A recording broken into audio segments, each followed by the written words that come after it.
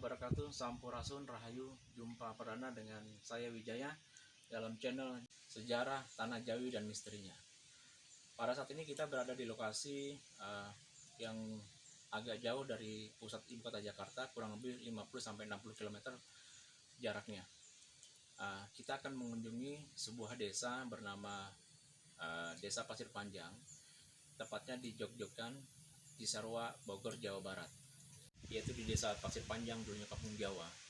Jarang orang tahu bahwasannya di tempat ini pernah terjadi peperangan yang sangat heroik, yaitu dipimpin oleh satu tokoh dari perantauan, tepatnya di kota Jepara. Beliau bekerja sama dengan para pemuda setempat yang gagah berani, yang mau mengorbankan jiwa, raga, nyawanya, bahkan harta bendanya dengan satu tujuan, untuk Indonesia merdeka. Singkat cerita, mari kita segera ke lokasi untuk melihat tempat peristirahatan Eyang Sumo Jayo Madin. Lanjut.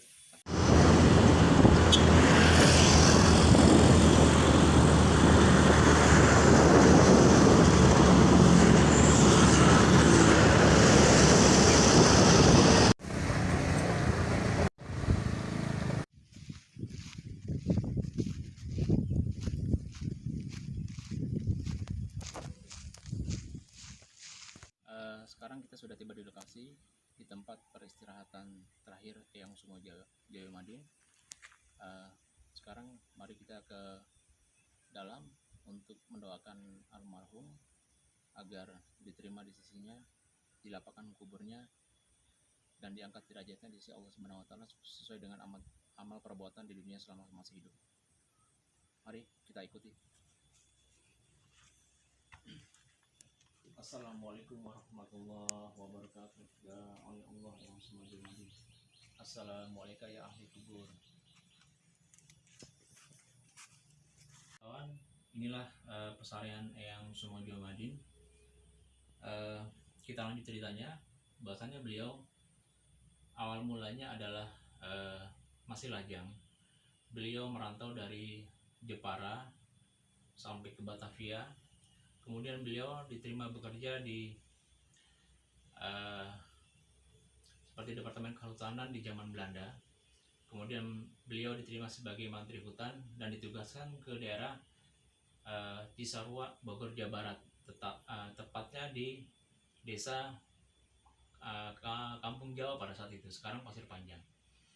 Nah, pada pendudukan Belanda dan Jepang, beliau bekerja sama dengan beberapa tokoh, para pemuda yang gagah berani pada saat itu. Ada beberapa nama yang saya mendapat informasi dari tokoh desa. Yang pertama itu ada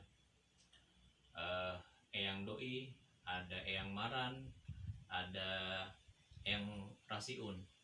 Nah, kawan-kawan, banyak meyakini masyarakat di sini, jadi jika berziarah ke makam beliau harus dengan niat yang bersih, tidak boleh meminta apapun. Ada alkisah seorang warga desa yang berziarah, kemudian beliau meminta nomor dan akhirnya menjadi gila, dan diyakini beliau ini mempunyai karma yang luar biasa.